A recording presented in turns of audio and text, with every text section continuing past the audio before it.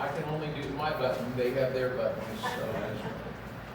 We've been in Luke chapter 10. Last night we were speaking of our perspectives on people, how we see people. And this is critical, but I want to ask you a question first. And the question I want to ask you is, we started on Wednesday, we went through last night, that's 4 sermons. How many of you never knew the Good Samaritan story? Put their hand up, everybody knows the story. I mean, even the heathen in some way knows something. But what have you learned this week thus far? Something that was just, I didn't realize that. I didn't know that. Or that stood out to me. Or you have a question like, could you explain that part again? And I'm glad to do that. It's not that I lack material, I just don't want to rush ahead of it. So, anybody? I learned this week. Yes, Brother Tim.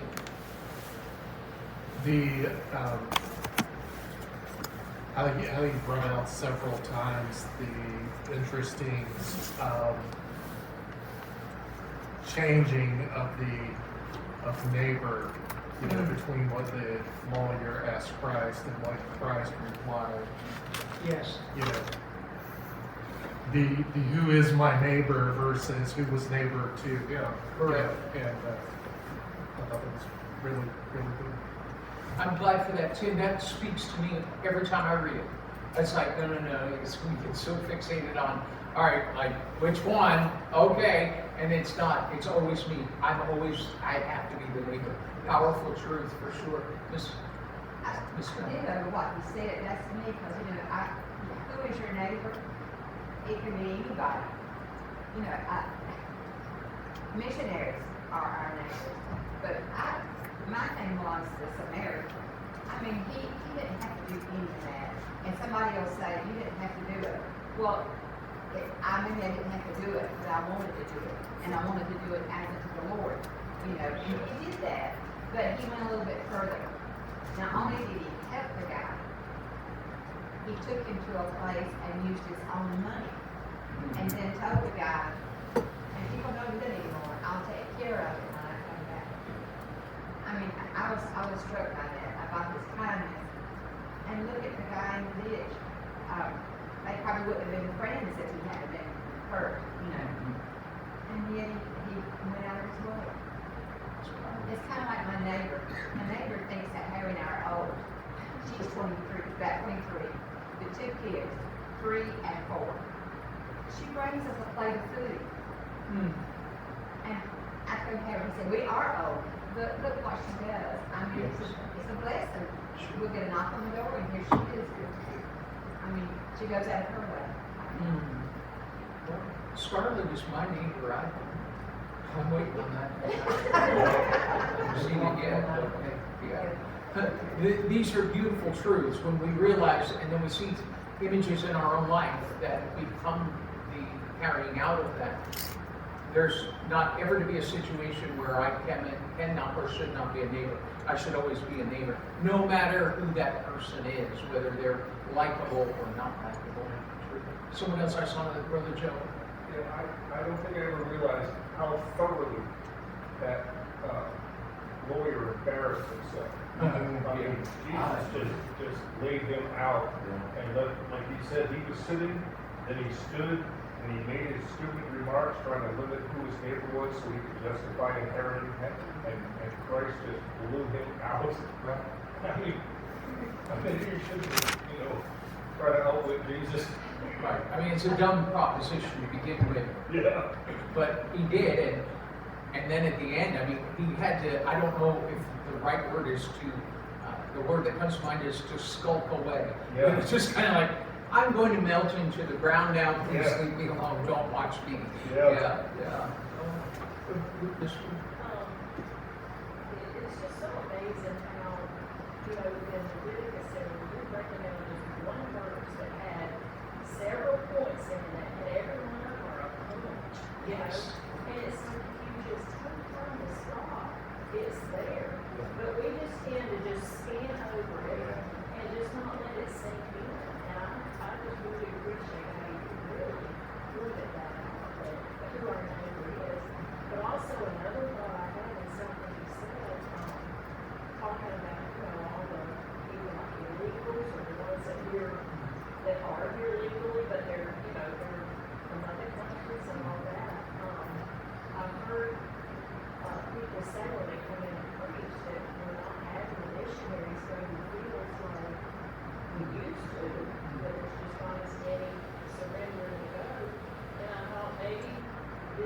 way the Lord's bringing them to us.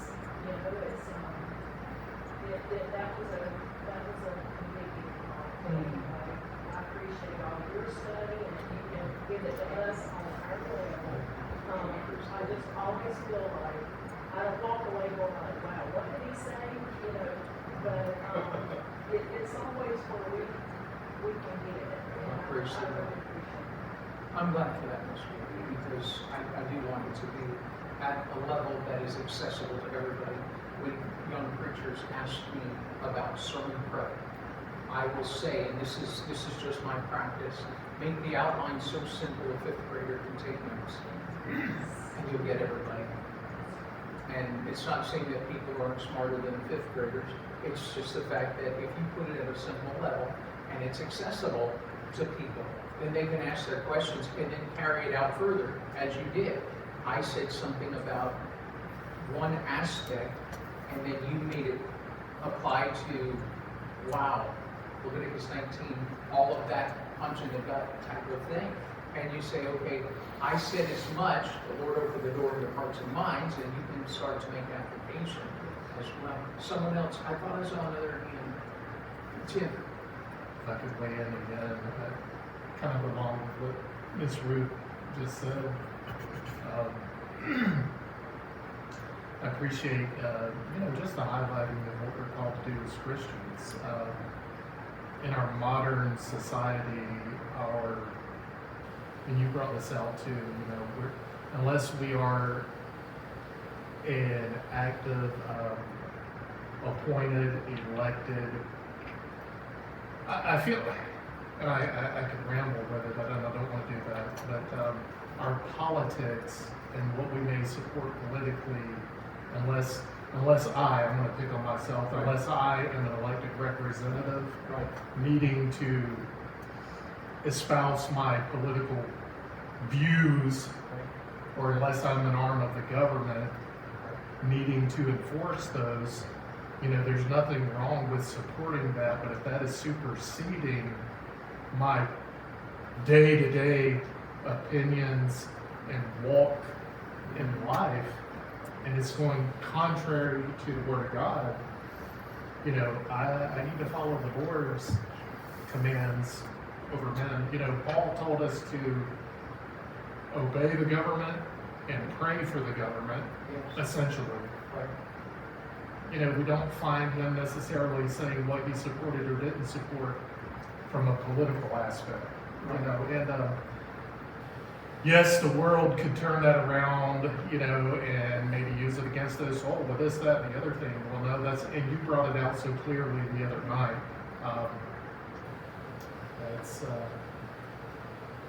And I happen to agree with everything you said. It's 200 years ago in this country, maybe even 100 years ago, we wouldn't necessarily know what was all being bandied about politically. And I don't know, I feel like, I can't speak for anybody else, but in my life, well, I'm for this, or I'm for that, or I'm for the other. Even though they may be good and right things,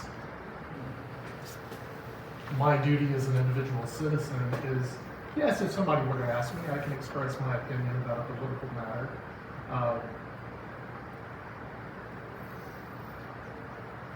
But that doesn't mean to supersede and override what my obligation as a Christian ought to be in my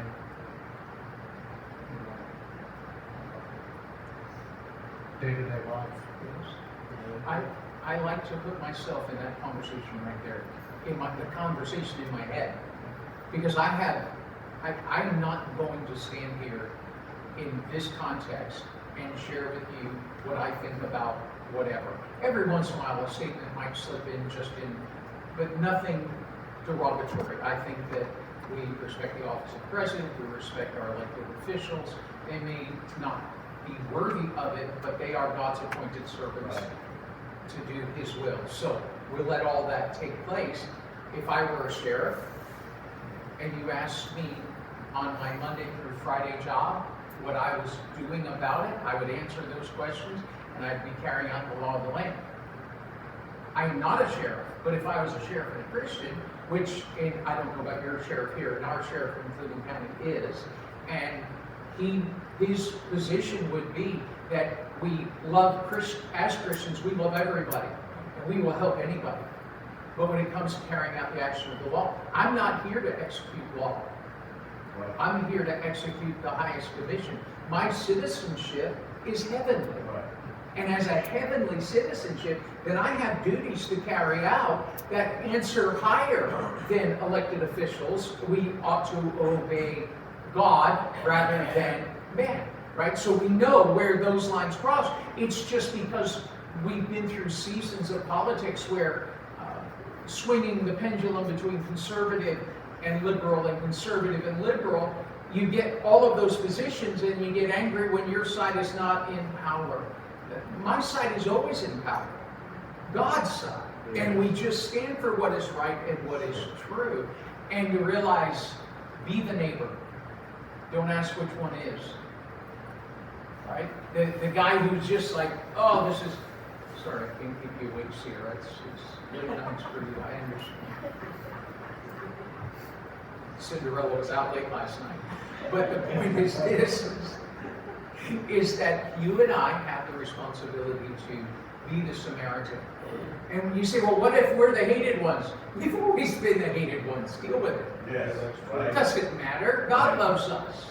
Why would we be hated? Read 1 John chapter 3. It will tell you why we're hated. And because we are of the Lord's. We're His children as well. Anyone else? Because this helps me know what I need to cover, and then this helps me know what you're grasping. So, anyone else? Brother Joe? Yeah, briefly. Find your road, find your people. I can't get that out of my head. Find your road, find your people. That is it. I mean, this morning I headed out to Waffle House. Said, there's my road.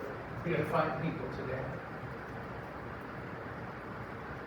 If I go to Walmart, which is really a scary proposition for me, the closest I get is the drive up and they bring it out to you. Typically.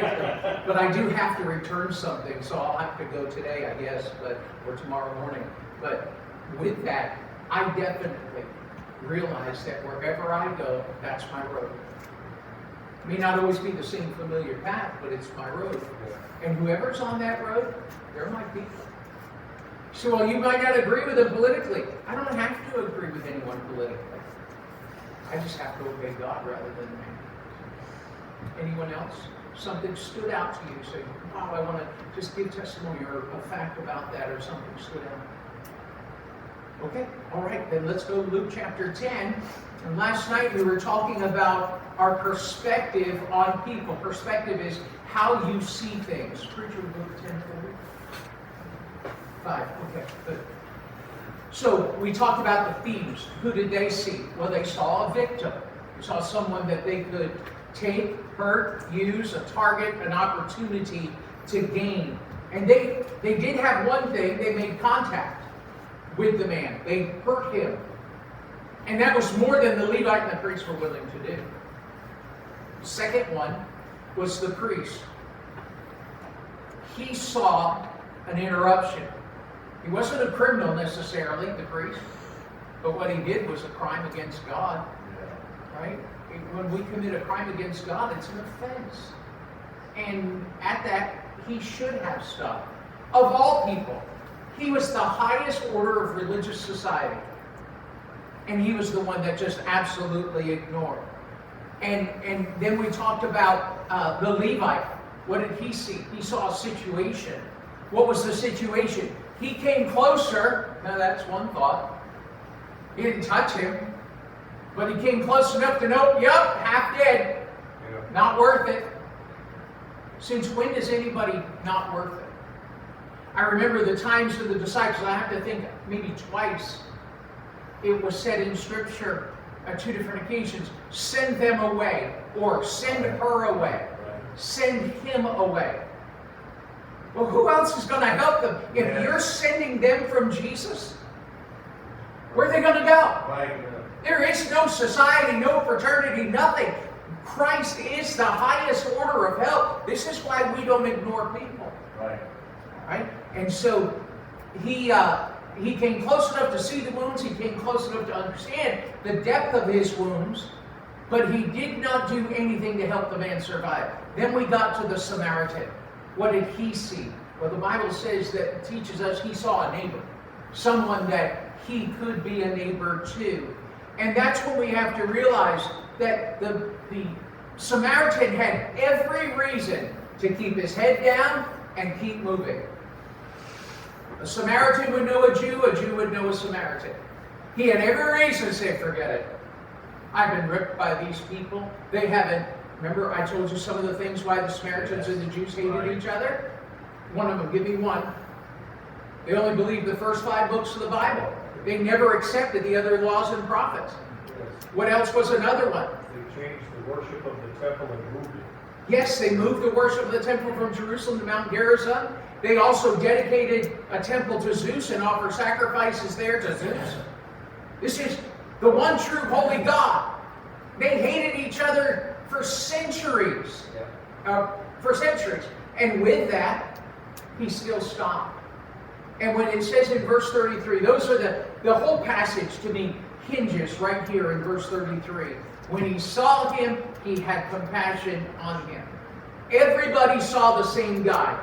Whether you were a thief, a priest, or a Levite, everybody saw him. But one guy saw and cared. And what is the one thing that I can learn about that? When I see others, I cannot let me seeing them be about money, and I can't let it be seen as a sacrifice that I'd have to make. So he's got a lot of human needs. This one's going to take some time. This is going to take a real problem. This is going to cost me something.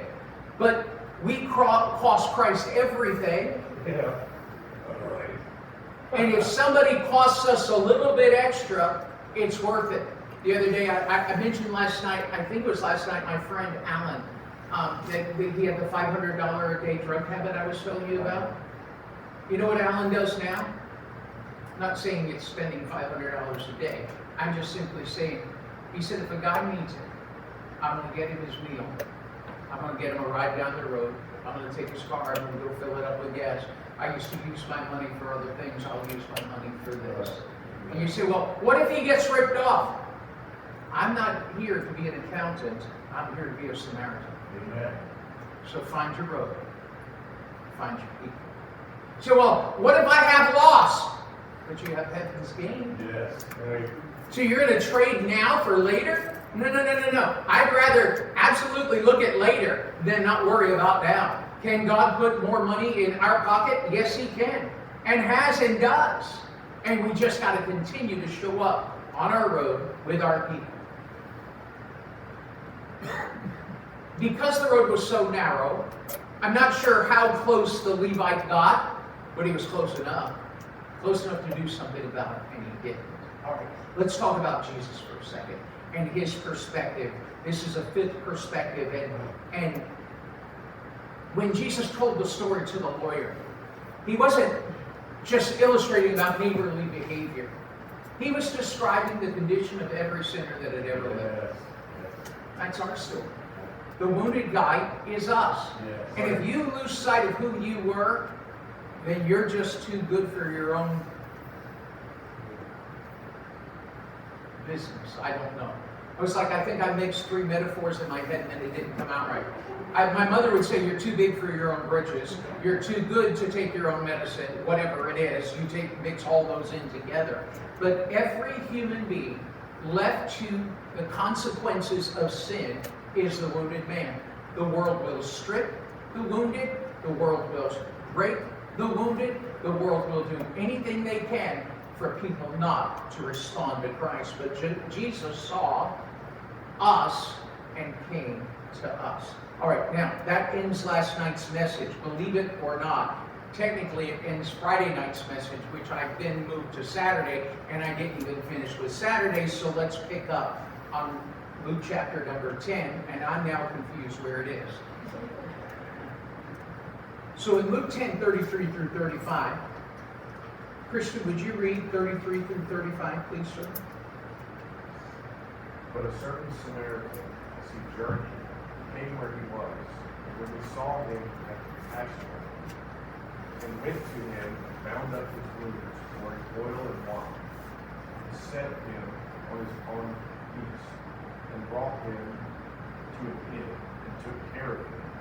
And on the morrow, when he departed, he took out 2 pigs, and gave them to the host, and said unto him, Take care of him.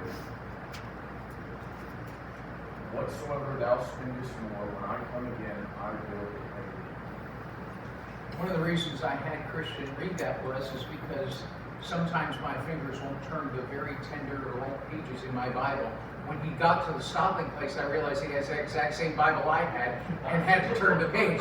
But your fingers work, so you're fine.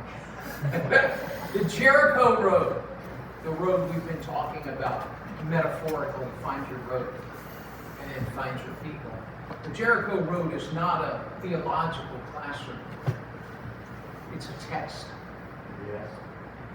Yes. Nobody schedules a test in advance, that kind of test. Nobody announces it. It just happens. You don't select the day and say, okay, I have Tuesdays. Lord, you can use Tuesdays between 2 and 3, and I'll be willing to take the test. No. What happens with the test? You don't get to select the place. You don't get to select the person. You don't get to select the day. All you have to do is be ready on the day that he is doing. All you're doing is going where you already were going. The question is who you're stopping to help.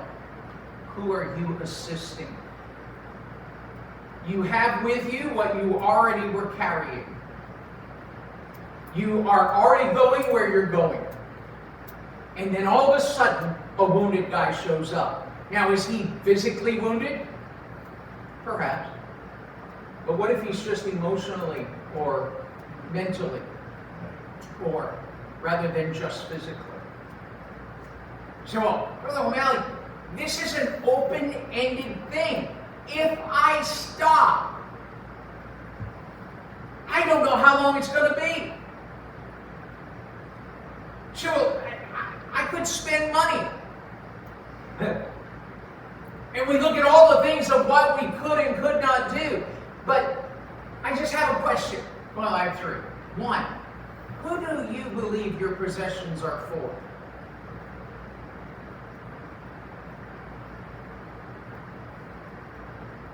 So I do not like that question. It's okay, I have 2 others. You might not like those any better, so let's just sit with this one for a minute. For whom are your possessions? For you to enjoy your gain? Or for God to say, I'd like to use those today, would you let me? Well, let's go to 2.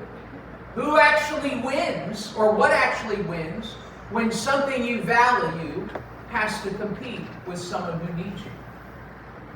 You see, well, that almost like a priority. Yeah, a priority is what you'll let go of to do something else. It's not like, well, a priority is what I put first. No, a priority is I will let that go so I can deal with this. So what wins when when something you value has to compete with someone who needs you? Now, a mother has no problem answering this. Mom sits down, gets her cup of tea. She's got her magazine that she's going to read, or she's going to look at something and spend her time, and the baby cries. What happens next? It doesn't matter what the mom was wanting to do. She's going to set that aside and meet the need of that person. This is where you and I have to develop a spiritual instinct that looks maternal to say, it doesn't matter what I want. And for some, you will fight that all the way through. Yes. Because you don't want to do what you have to do. You want to do what you want to do. And so the third question is, and I'll give them back to you. Number 1, what do you believe your possessions are for? Number 2, what wins when something you value has to compete with someone who needs you? Number 3, how close are you willing to come to people? I want to help from a distance. This is why I support missionaries. I don't have to see them. I don't even have to like them. I'll just give money and I'll feel better about me. But that can't be. You see, the 3 questions that the Jericho Road would ask us are those 3 questions. And it's not It's more about what is your answer to them than the accuracy of the question. In case you feel like, oh, I don't know if that's really an accurate question. In my mind, they are, but I want you to realize this. When it comes to our possessions, we have to be willing to let go of things, but when it comes to our proximity, we have to be willing to get near them. And when we have a perspective on our wealth as if it's just ours and not something God can use, then we're messed up as well. The priest answered all three questions. The Levite answered all three questions. And so did the Samaritan. Same road, same wounded man, three entirely different answers. You answer this question. Here we go. Ready? When it comes to the priest, who did he believe his possessions were for? Himself. What about the Levite? Himself. What about the Samaritan? Others. Brother Cody asked me the other night, yesterday, I guess, what is the book that is being written about this subject? And it's called Others, Find Your Road, Find Your People. Because that's what our lives have to be about. Is we have to see others on the road that we are. Okay, how close were they willing to come? Levite, look on. Priest, look at. Samaritan, went to. See, so this test that we get on our road, this reveals much about us. Because what we really believe about our possessions, our priorities, and proximity, how close we're willing to get to somebody, isn't really known until the wounded man is in our path. It's all theory. We're sitting in Sunday school saying, all right, this challenges my God. Good, doesn't matter where the wounded guy, I'm going to be there. Okay, wait till you get home. The wounded guy's in your driveway. And someone needs help. So, Brother O'Malley, are we supposed to hand everybody money that we see? No, God gives you discernment. Gives you wisdom. God isn't asking you, if let's say a lady especially, God's not asking you to endanger your life. But I've known ladies who've gone down the dark alleys to hand tracts to gang members and drug addicts to just say God gave them that boldness and that. I'm not saying that's what you have to do. I'm just saying obey God. And I'm saying to you, be wise as you do it. So let's talk about the first test, possessions test. When he said, when Christian read to us in 33 through 35, there was no possession in that list that the Samaritan said that's off limits to God. When we get to the place where our possessions are off limits to God, nope, you can have my oil, but you can't have my wine. You can have my bandages, but you can't have my donkey. You can have my time, but you can't have my money. All right, so that's messed up. The test, what is it looking for? What are you going to let go of? If your possessions are for God to use, then there's no holds barred when it comes to your possessions. The priest had time. The priest had a position. The priest had ceremonial standing that came with the office of a priest. The Levite had strength. The Levite had skill. He had the physical capacity to lift the broken man, but none of them did that. They walked by that guy and gave him nothing. The Samaritan walked up to him and gave them everything. So the possessions test is this. We all have something for the wounded man. Yes. And there are not perfect examples for missions in this illustration, because if you follow the illustration and say the inn is the church and the Samaritan is the missionary, then we've got the missionary paying the church to take care of, so you see it kind of falls apart there. But what if we just saw this teamwork? Yes. That you're out there, you find the broken, you get the broken to church. Then there's a whole other team of innkeepers here who can help and say, you know what, I'm not great at discipleship, but I'm great at soul winning. Or I'm great at discipleship, but I'm not great at soul winning. And we reverse those and we say, okay, I'll do this or I'll do that. And we work together to find where our skills are to help the wounded. So The priest, his possessions probably were a shield to protect him. What possessions did he have? He had time, he had strength, and his first instinct was to protect what he had. I'd rather keep my purity than help people.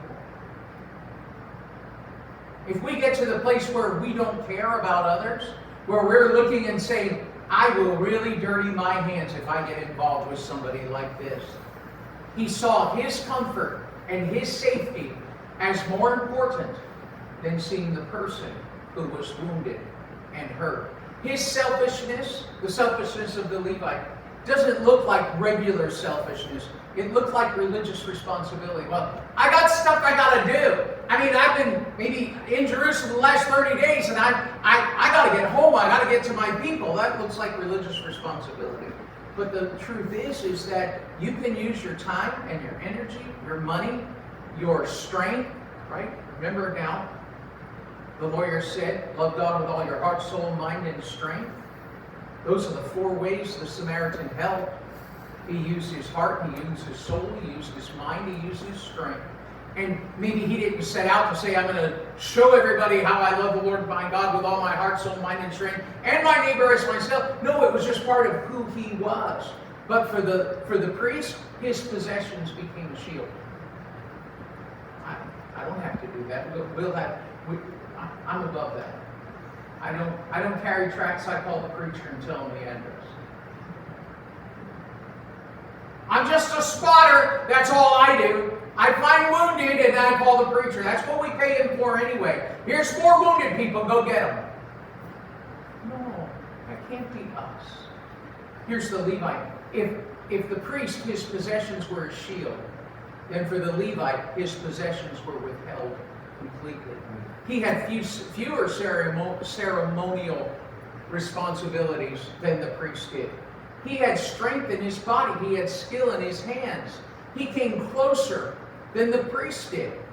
He looked. He understood exactly what was needed. And then withheld everything that he could have given.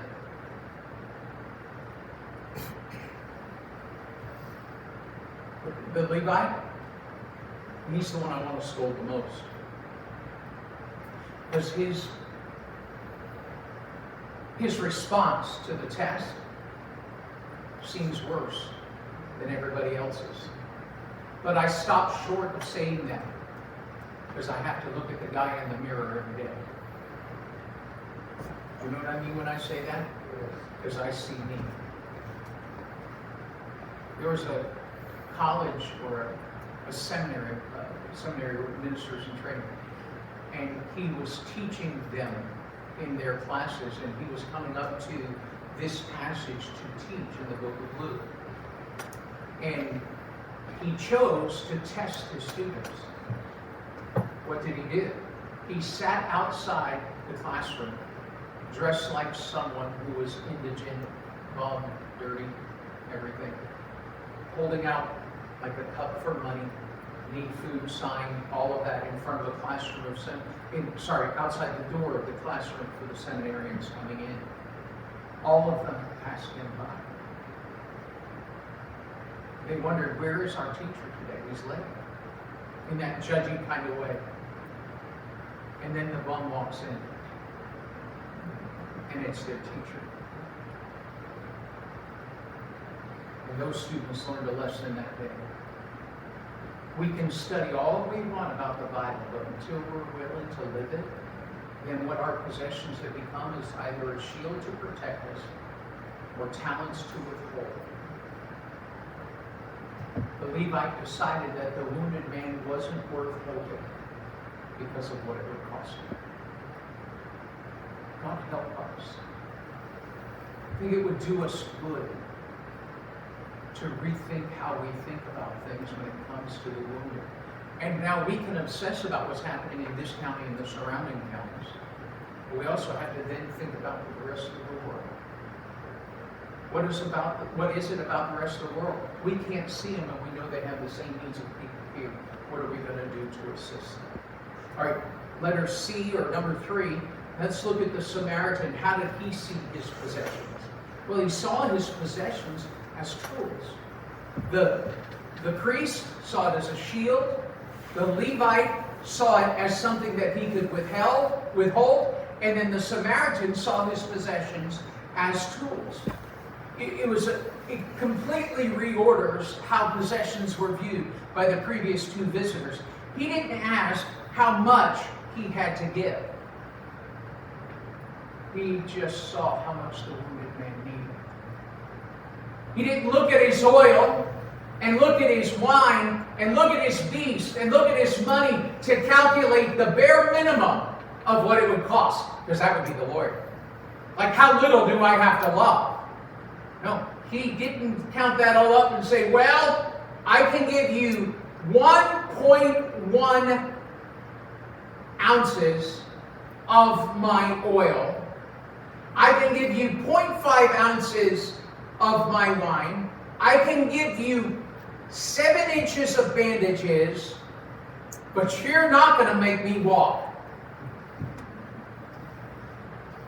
Do you know how much money he gave the innkeeper? 2 days' wages. So, Christian, just calculate in your mind about how much you make every day. And that's how much he gave. Well, 2 pence makes it seem small.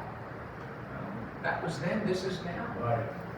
So the only equal ratio I can give you is 2 days' wages. That's not insignificant in any economy. And that's what he gives. So he's not saying, well, I only have 2 pence, and I know there's the inn up there. What can I get by with? Or better yet, sir, I know you're wounded, but could you fill out this IOU before I help you? Yes. And then, of course, in modern society, could you also sign this indemnification statement that I'm indemnified from anything that could go wrong here? And then the HIPAA stuff? Well, we can't let Jesus tell the story. No, he just looked at it and said, let me open up my time. Let me open up my strength. Let me offer my peace, my supplies, my money, my future. And underneath all of it is heart. What was the thing that moved him? Compassion. What has to be the thing that moves us? Compassion. And without which our possessions, then we look at it as our resources to hoard. But what does the kind of heart that it takes for the people on your road? We don't live with closed hands. Believers live with open hands. Yes. God, what can you do? I'm not going to hoard anything from you. I'm going to let go of everything. I don't know, and maybe if you are someone like this, I'm not getting in your business, I'm just talking. I have seen videos, and even a television program or two, about people who hoard. Have you ever seen anything like that? It's not like, okay, what I would say is a little bit of clutter. I'm talking about, we measure the clutter by feet, vertically. Right? When you walk in and you fear for your life because there are 400 telephone books from the 1960s forward. We'll explain what a phone book is later. And then you feel like they're going to fall on you. I wonder what we're doing to hoard stuff from the wounded on our road. You see, God owns it, you manage it. That's all. He said, everything I have, God owns? Yes. And if he doesn't, you can expect a bigger test coming to see what you're willing to let go of. What are we then? We're just stewards. We're not owners. A steward does not ask how much he has to give. He just asks the manager, how much are we giving them today? So I'm not giving them anything today. Is that your decision or his? I know this part's uncomfortable. I do. Well, I have seen in Jessup people on a street corner holding up a sign. I've seen it here in Jessup. No one outpaces Atlanta.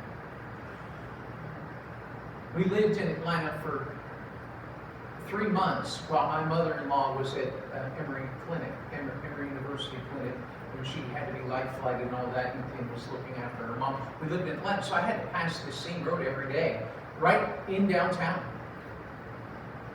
The guys there, they have signs. And they have, now, you might have to have a younger person explain this, but the signs they hold up have a Cash App handle. Meaning, Venmo number, or Venmo name, Cash App name, and they just hold that up. And stacked beside them is Chick-fil-A and Arby's and McDonald's and bags of stuff that people have handed them food and not money. Oh, it's a business. Yes, it is. How do you sort that out? Well, you don't have to make that decision. See, no, stop it. Who's your God? You say, well, God is my God. Who owns your resources? God. So ask Him, what are we doing here? What is mine to do right here? If you get nothing or no, that's fine, keep going. But if you drive past and all of a sudden your heart was hooked by an anchor, boom, Yes, right. I'll get them on the way out. I did that the other day. It was in front of our grocery store, Ingles,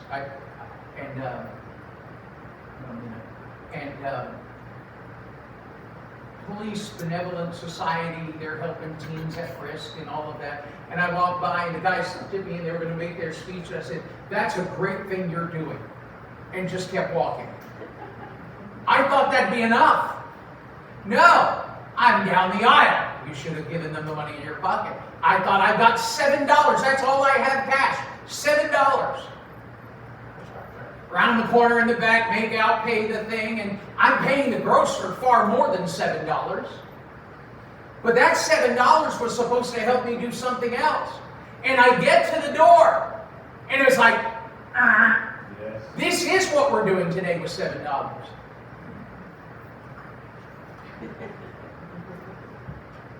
I'm just letting you know I'm real. That's all I'm telling you. I said, and he had all these things. If you give us this much, we'll give you this little trinket of whatever. My 7 didn't even touch the first trinket of whatever it was. I said, I'm so embarrassed. I don't even think I told Kim this. I said, you probably then wouldn't want $7. Look at me. Steward, who's in charge? God's already nudged my heart, drop the $7. And I'm rationalizing, I don't know, God, these people may not be even worthy or respectable. Whose money is it? $7. I gave it.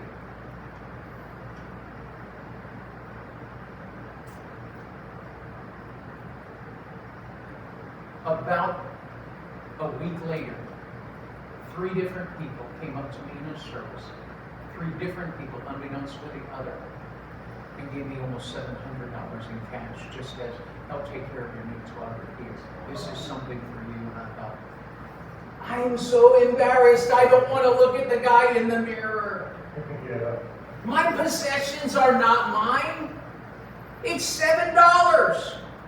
That's like a half a sausage hash brown bowl at Waffle House. I mean, it's just like, it's okay. And what can God do? Exceeding abundantly above all we can ask or think. Look who's late. You all are late. Slowest readers. All right, let's pray. Father, thank you for the